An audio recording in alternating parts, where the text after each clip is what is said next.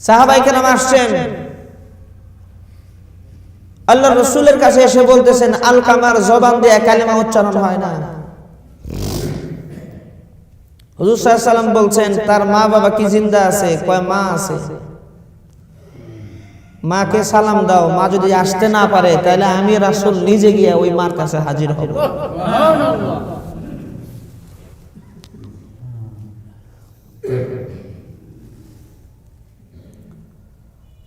মা যখন রাসূলের সালাম পাইছেন চোখের পানি ছেড়ে দিয়েছেন।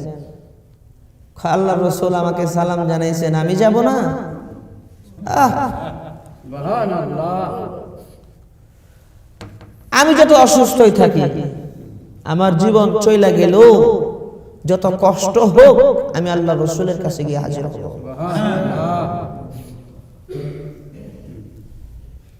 আল্লাহ নবী ডেকে বলেন, মা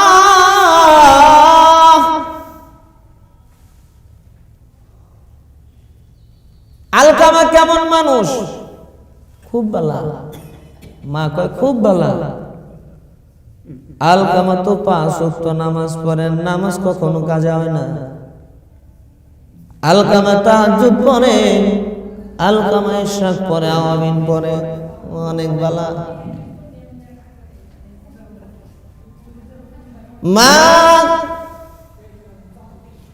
আলকামা নামাজ পড়ে কিনা আমি তা আপনার কাছে জিজ্ঞাসা করি নাই। আলকামা তাহাজ্জুদ পড়লো কিনা আমি আপনাকে জিজ্ঞেস করি নাই। ওগো মা, আলকামা আপনার কাছে কেমন মানুষ সেই রিপোর্ট নেওয়ার জন্য আপনাকে জিজ্ঞাসা করতেছি। আলকামার আচার আচরণ আপনার সাথে কেমন? আপনার হক আদায় করেনি, আপনার সাথে ভালো মতো কথাবার্তা বলেনি, আপনি সত্যি কথা বলবেন, আপনি মিথ্যা বললেও আল্লাহ রাব্বুল আলামিন ওহীর মাধ্যমে, জিবরাইলের মাধ্যমে আমাকে জানায় দিবেন।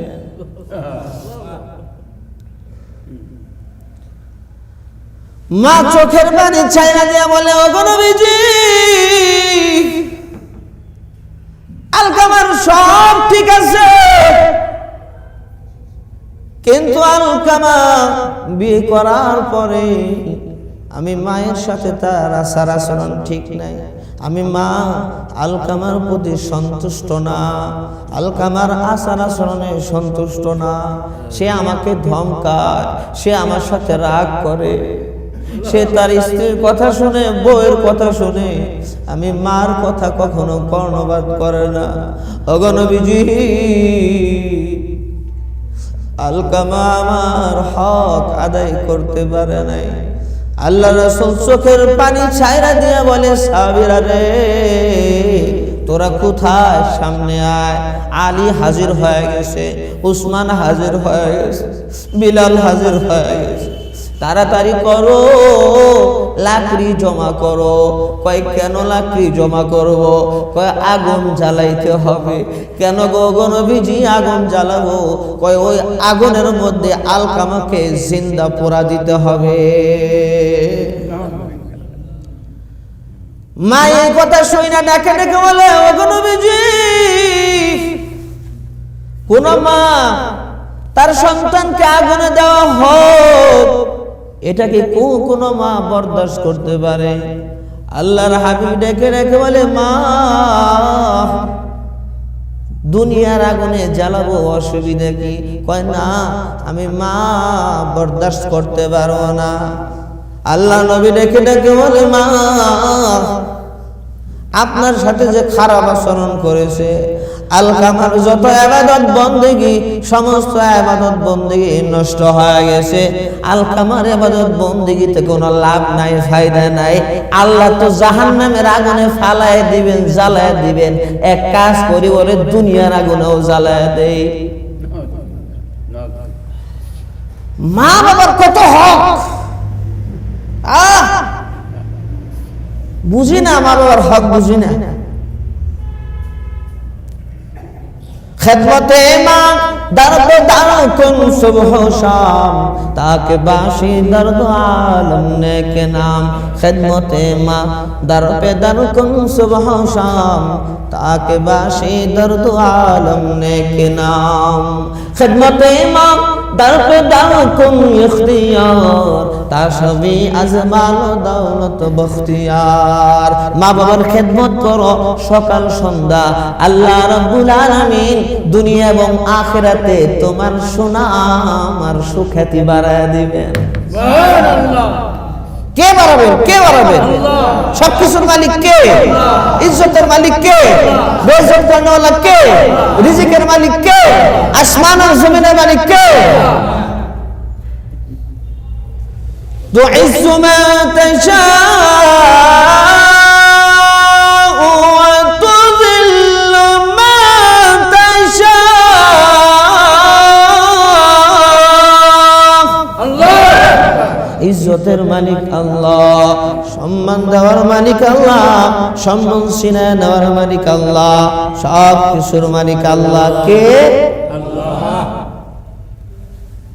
আল্লাহ বলেন যারা প্রতিটা পদে পদে আমাকে রব বলে মানতে পারবে এরপরে আর উপর অটল বিচল থাকতে পারবে আমি আল্লাহ ওয়াদা দিলাম তোদের কোনো টেনশন নেই তোদের কোনো ভয় নাই তোদের কাছে যখন মালাকুল মাউত আজরাইল আসবে আজরাইল একা আসবে না আমার জান্নাতুল ফেরদাউস থেকে 500 ফেরেশতা হাজির হয়ে যাবে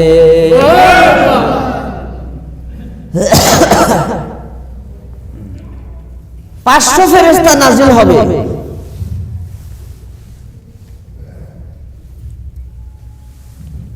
কতগুলো ফেরেশতা 500 আইসা কি করবে হাজির হয়ে কি করব জান্নাত নিয়ে দেয় স্বাগতম জানাই হাজির হয়ে ঈমানওয়ালাকে বলে ও মুমিন আল্লাহর বান্দা নামাজি নামাজ পড়ছো হ্যাঁ নামাজ পড়ছি তো জিকির আজকার করছো করছি তো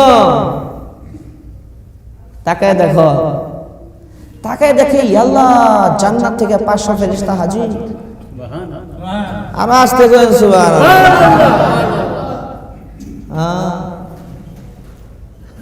তাকে দেখে আল্লাহ জান্নাতে জামা কাপড় নিয়ে হাজির সুবহানাল্লাহ জান্নাতি সুগ্রাণ নিয়ে হাজির সুবহানাল্লাহ তাকাও তাকায় দেখে 7 আসমানের দরজা খোলা জান্নাতুল ফেরদাউসের দরজা খুলে দাও